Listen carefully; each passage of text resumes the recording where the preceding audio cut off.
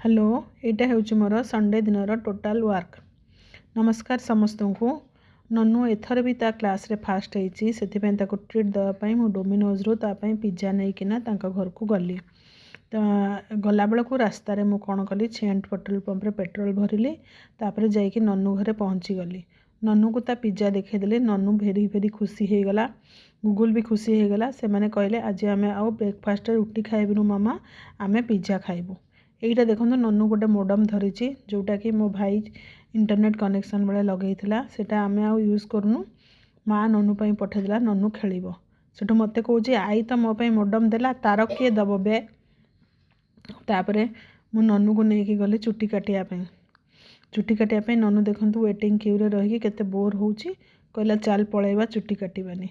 तापर दुई जनक परे तार लाइन आसला। ये देखो मेरा प्यारा नन्नू केमती बकरा रकमर बसी चुटी काटापी आ कि जानी भारी शांतशिष्ट पिला। तापर हे देखई दे चुटी कटा केमती होगला। तापर मु नन्नू घर चिकेन नहीं कि आसली।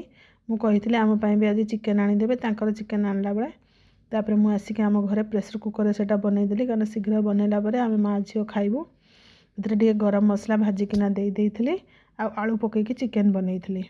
चिकेन बनई सारापर माँ झील आम बसीगलु खायापाई। तापर मुझे जो चिकेन बनाऊली माँ देखो तो ठाकुर बही लिखुला। एमती कटला आमर संडे। Tata bye bye.